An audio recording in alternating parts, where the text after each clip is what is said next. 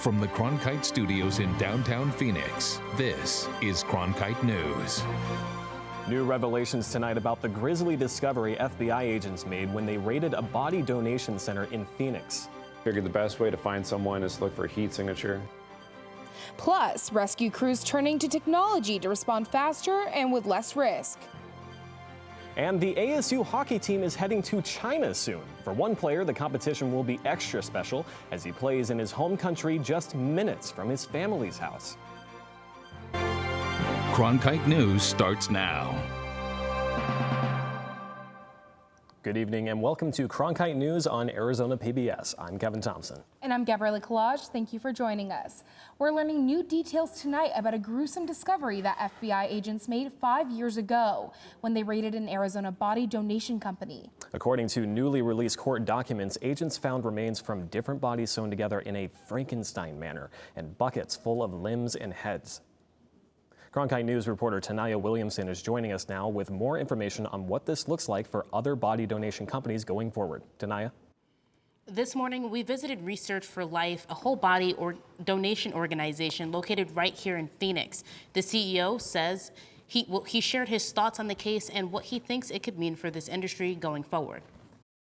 The headlines mention a cooler with male genitalia, body parts not being kept under regulated preservation. While disturbing to many, Garland Shreve says the way some of these facts are presented is meant to grab readers' attention. There are a couple of sensational statements that have come out in some of those stories, one of which is male genitalia supposedly in buckets or in large quantities. Shreves is the CEO of Research for Life, a whole body donor organization in Phoenix that accepts body donations meant for science. Research organizations use tissues and body parts to help advance disease research and medical education. Another company, the Biological Resource Center, was shut down in 2014 after owner Stephen Gore pled guilty to providing vendors with contaminated human tissue and body parts that didn't align with what donors permitted. Rules and regulations we have today as a result of that will be much stiffer,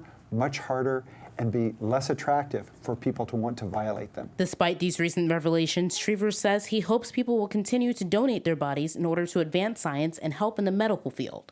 I want to encourage the public to continue to have faith in the tissue banks that are accredited and licensed, they're going to be doing a good job for them, and they're going to be doing what was meant to happen, and that is try to match donors with entities and organizations that are trying to advance medicine.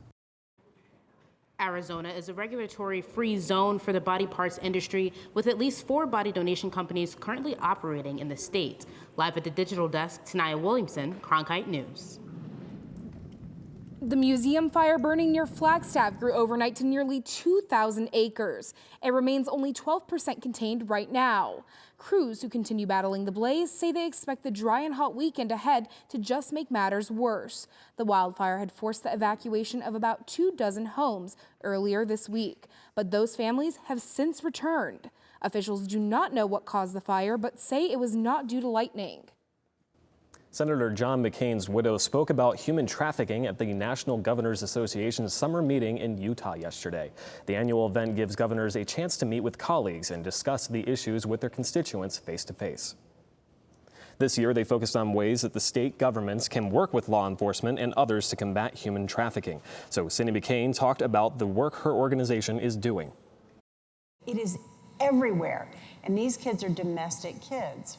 So the belief in some circumstances that this only happens overseas is not the case. It happens right here, right under our noses. In Salt Lake City, it's happening right outside the front door. The FBI says human trafficking is one of the world's fastest growing criminal activities, which generates billions of dollars each year.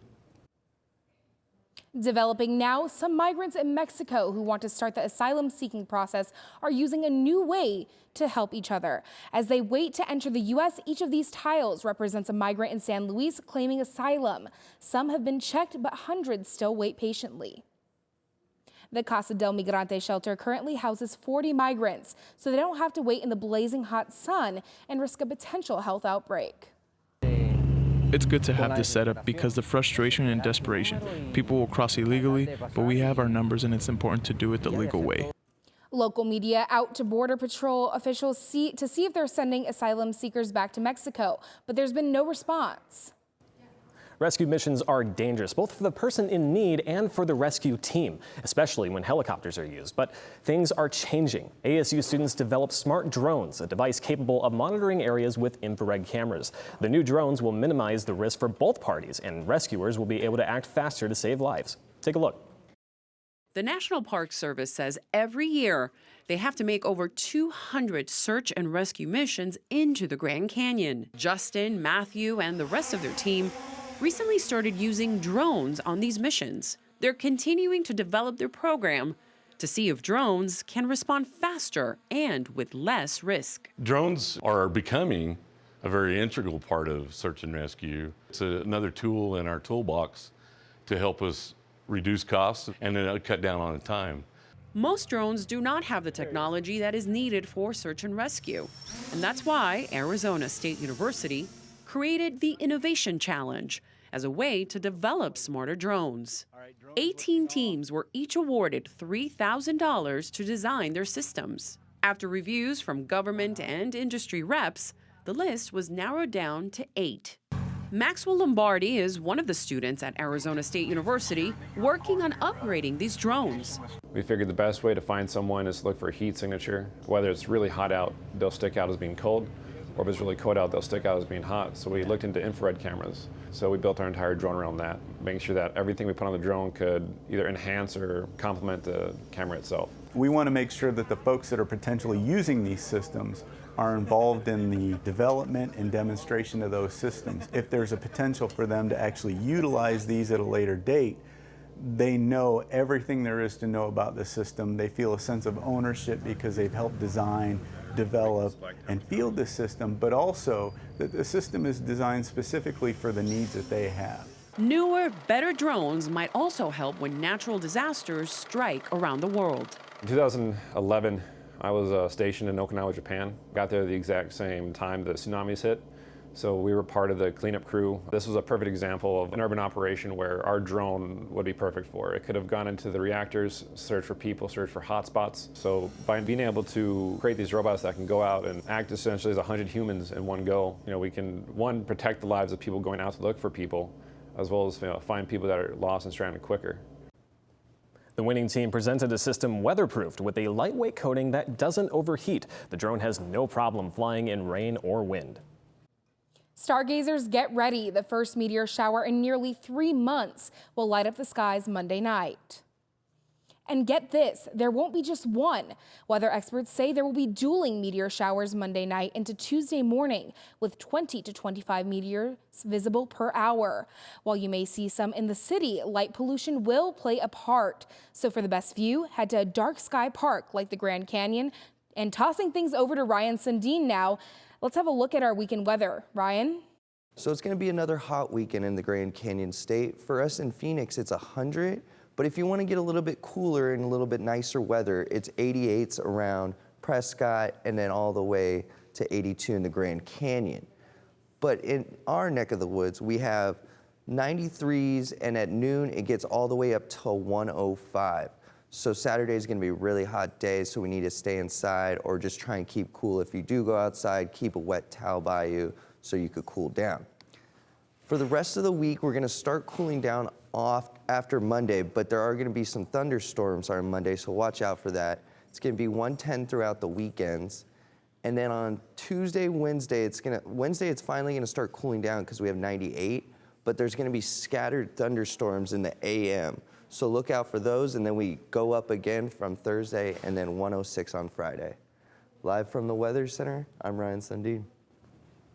No more flights to Newark. Southwest announced the change just yesterday. The airline plans to end the Newark flights on November 3rd. They blame poor financial results as the reason, and all affected travel will either be rescheduled or eligible for refunds. The good news, Southwest will instead offer more flights to Hawaii starting this August. And speaking of travel, Sun Devil Hockey is preparing to kick off their season with their first international trip to Beijing, China for the Renaissance Cup. They'll get to take in cultural experiences and bond as a team halfway across the world. But for one Sun Devil, it means much more. It means going home. Lindsay Amundsen explains. This trip to China is especially important for redshirt freshman Peter Zhang, who grew up in Beijing. He'll not only be playing in his home country for the first time, but also 10 minutes away from his house. That'll be pretty cool. I'm sure my immediate family will be there, at least, and then some friends. Like, we all know where the rink is, and I played there a few times. Head coach Greg Power says the trip of a lifetime is planned out just perfectly. The team will arrive in China, take a few days off, play hockey for a week, and then immerse themselves into all of China's cultural experiences. Going and taking our guys to places like the Forbidden City and the Great Wall of China and Tiananmen Square, different cultural shows at night, whether it be a kung fu show or an acrobat show. We're doing all of it. We're literally not leaving any stones unturned. With this being the first NCAA senior class for the Sun Devils, Powers thought this trip was a great thank you for what they've done for the program. It's exciting, I think only one of us on the team has ever been to China, and he's from there. But it's going to be such a cool experience. The Sun Devils know nothing about the teams they'll play, so their main focus is preparing themselves. They are expecting close matches and will use this opportunity to see what their team needs to improve on. We're just embracing what we have. We get some extra time to work with them before the season starts, 4 to 5 extra games with film. Win, lose, or draw, obviously, it's a huge advantage for us. As like a friendship/brotherhood standpoint, I really hope this trip really brings our team together. I know it will, but I think it's just going to take that huge step even more immensely before the year even starts. The team heads out Monday, July 29th and will return August 10th. They're looking to build off last year when they earned a trip to the NCAA postseason. The Sun Devils' first home match is Saturday, October 5th against Mercyhurst. School is just around the corner and supplies are flying off shelves. But for some students living on remote reservations, the most basic school supplies can be too hard to come by and even expensive. That's why the American Indian Education Fund launched a program to provide backpacks and other supplies to more than 20,000 Native American students, including some right here in Arizona. This support that we're able to provide helps the children who often don't have control over the situations they're exposed to have the support that they need. Approximately 35% of Native American children live in poverty, and up to 70% of students on reservations drop out of high school. That's why getting supplies to these remote communities is so critical. During a report we aired last night on Cronkite News about the federal government resuming executions, we aired the wrong photo for a death row inmate. We did not independently verify the photo was the correct person, and we apologize for the error. Coming up on Cronkite News, a look back at this week's top stories, including the hilarious warning one local cop shop put out on social media. And monsoon storms are finally hitting the valley. Up next, we'll share 3 tips to keep you and your family safe this season.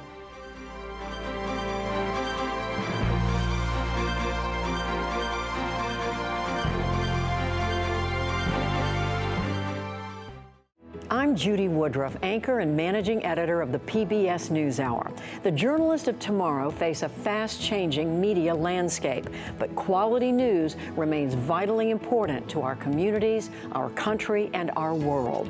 At ASU's Walter Cronkite School of Journalism and Mass Communication, students learn solid, reliable reporting, holding the powerful accountable, and rebuilding the public's trust.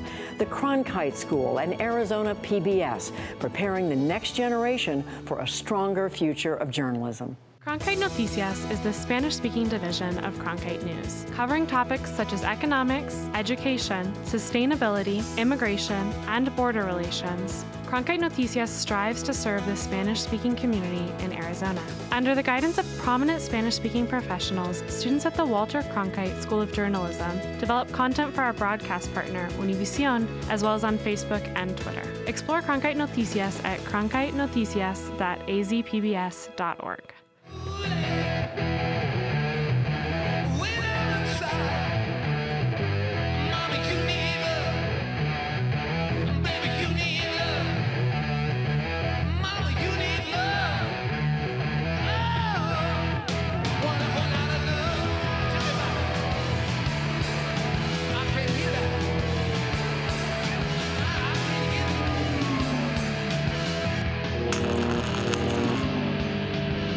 With wildfires, a scarcity of water, and other environmental issues facing the Earth today, it's critical to stay up to date with local impacts of a changing climate.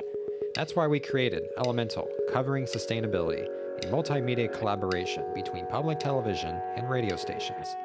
From climate change to water conservation to renewable energy and much more, Elemental covers the latest in sustainability news. Find our stories on our website, elementalreports.com. Stay in the know on the go. At Cronkite News, we work hard to report the facts and keep you updated, whether we're on set or on the scene. Taking it from the studio to the field. So I'm here in South Phoenix. In Phoenix, we're just a click away. Follow us on Facebook and Twitter, or find us online at cronkitenews.azpbs.org.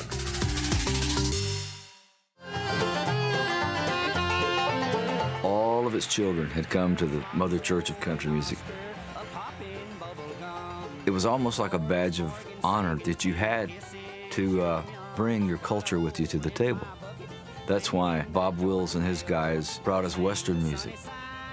That's why Hank Williams brought the South with him from honky tonks. Johnny Cash brought the black land dirt of Arkansas. Bill Monroe brought music out of Kentucky bluegrass music. Willie Nelson brought his poetry from Texas. Patsy Cline brought her heartache from Virginia. I mean, it was the most wonderful parade of sons and daughters of America that brought their hearts and their souls and their experiences, and it gave us a great era in country music.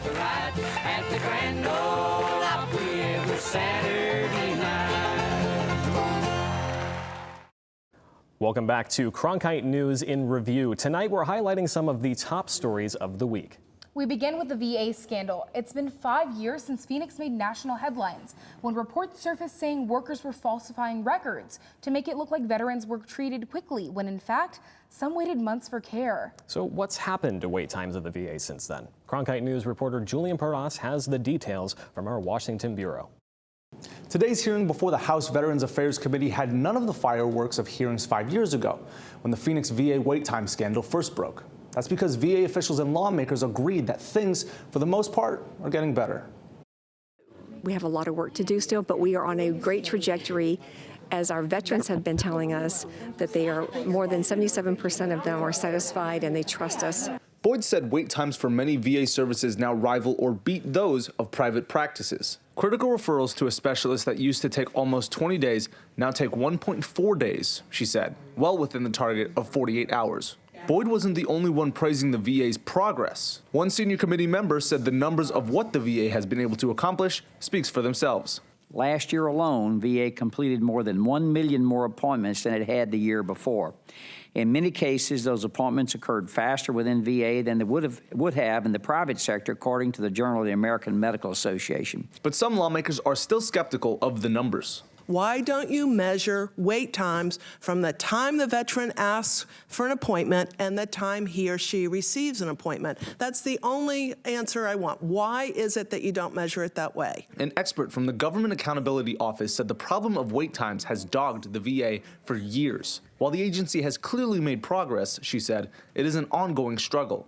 We still are concerned about the reliability of the wait time measures, and I think getting back to the scheduler training, this is something that needs to be ongoing and persistent. It's not a one-time and done. But witnesses from the VA said they have done the job they are sworn to do, serve their veteran communities in a timely fashion, and they are confident the improvements will continue as they move forward. We have a trajectory, we have a sense of urgency, we have improvements in our scheduling packages as well as our community care networks. While things are better, they're not perfect. One lawmaker told of a vet who needed urgent mental health care but was turned away from 2 separate VA clinics. We reached out to veterans groups in Arizona to get their take on how well the VA is doing, but have not heard back. In Washington, Julian Parras, Cronkite News. The maiden speech is a Capitol Hill tradition, a new senator's first speech on the floor of the Senate. In her maiden speech Tuesday, Arizona Senator Kyrsten Sinema focused on 2 men she said guide her as a lawmaker. That's Army Sergeant Daniel Sommers and former Senator John McCain. Summers, who struggled with PTSD after tours in Iraq, took his own life in 2013 after failing to get treatment from the VA. Sinema introduced the Daniel Summers Network of Support Act to help veterans like Summers, which she said is important to voters, but can only pass if lawmakers work together instead of focusing on petty politics and the latest tweet. A common sense approach she praised McCain for. Senator McCain's last acts in the Senate was to shepherd last year's annual defense bill into law. The same annual bill which this year includes our Daniel Summers Network of Support Act. I hope that we are making Senator McCain proud with such important work. Arizona law enforcement has made national headlines in the past couple of months, and it sometimes has not been in the best light. But a social media post on Wednesday from the Yuma Police Department shows they're trying to connect with the community in a different kind of way, and I got the inside scoop. We've all seen Arizona Department of Transportation's hilarious electronic highway messages, but police departments have now jumped in on this trend, showing they too can have a sense of humor. A social media post from Yuma Police Department sparking thousands of Facebook reactions, hundreds of comments, and counting. The post reads, "Public service announcement. Due to extreme heat conditions, there's a possibility that your meth, if exposed to this heat, could go bad. Because we care, the Yuma Police Department is offering free testing of your meth. We will even come to you and test it. For everyone who takes advantage of this offer, we will ensure you get a set of orange jammies, flip-flops, and a full collar 8x10 to share with your family. Hashtag don't meth with Yuma, hashtag don't do drugs, hashtag we care, hashtag jammies." It's not your typical police post, and that's the point. Because we've built such a rapport with our community, they come to us, they talk to us, they give us tips. And that's what all this is about, is just building community relations so that our community trusts us enough to come to us, to talk to us. The post getting tons of reactions, many of them mixed. Facebook members like Shauna Kroll saying, "Best public announcement ever. Thank you YPD for protecting our community." However, another user commented, "You should be out fighting crime instead of stuffing your face with donuts and making memes." Despite some of the criticism, Sergeant Franklin says Yuma Police wants to show there's more to their officers than just a badge. You know, sometimes they'll throw a little humor out there so that people understand that, hey, we're human too. We have a sense of humor. It helps make us more approachable and, you know, helps people see us as human beings.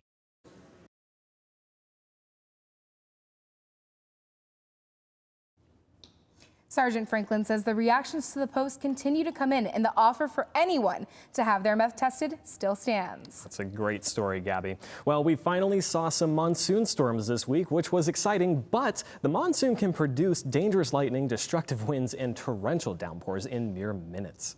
So here are a few tips to keep you safe this season. First, if you're caught in service in a severe storm and rain or dust is impacting your vision, move completely off the road and stop with the lights off. Take your foot off the brake to make sure your brake lights are not lit, and this prevents other drivers from following your taillights, thinking you're still on the road. Next, replace your windshield wipers now if you haven't already. And don't forget about your back window wiper blade if you own an SUV, minivan, or hatchback. And finally, if you hear thunder, go inside. On average, 47 people die after being struck by lightning in the United States every year, according to the National Weather Service. Monsoon lovers should take cover when watching storms from afar. Most lightning strikes mostly occur when they're more than 3 miles away from the center of the thunderstorm and have even been spotted as far as 15 miles. More than 3/4 of Americans 21 and older have had an alcoholic drink when they go to a soccer game. That's according to a 2016 Harris poll. For Phoenix Rising, on the Friday nights when their fans come out for soccer and cheap beer, the team is unbeatable. Emmy Keenan was out at Rising's most recent dollar beer night to try to find out more about the team's not-so-secret victory ingredient. In the 3-year history of Phoenix Rising, the team has never lost on Dollar Beer Night. Somehow, they found a way to tap into success of this fan promotion to brew an incredible win streak. Phoenix Rising Dollar Beer Nights mean big business for beer vendor Jim Goot. Last time I sold 950. This time I think we'll sell over 1,000. They also mean big success for Phoenix Rising after Friday night's 6-0 victory over Austin Bold. Rising is 12-0 all-time when beer's just $1. The team's signature promotion also brings in more fans. Friday set an attendance record with 7,387 people watching. Honestly, I come every dollar beer night, and I don't even really like soccer, to be honest. So dollar beer nights, I'll be here every time. With the limit being 4 beers per person each time they buy, there were people juggling Bud Light on top of Bud Light all night long. And it seems that a beer and some soccer does the job for these Rising fans, as Casino Arizona Field was sold out for its 13th consecutive game. People who like to have a good time, people who are out for a soccer game, and we always win, so that's awesome too. The 6 goals scored in Friday night's game set a record for most goals in a match for Rising, now leading the USL's Western Conference with 41 points.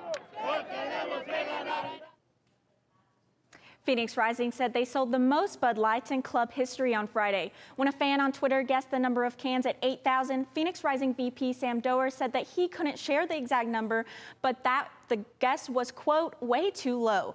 In the broadcast center, Emmy Keenan, Cronkite News.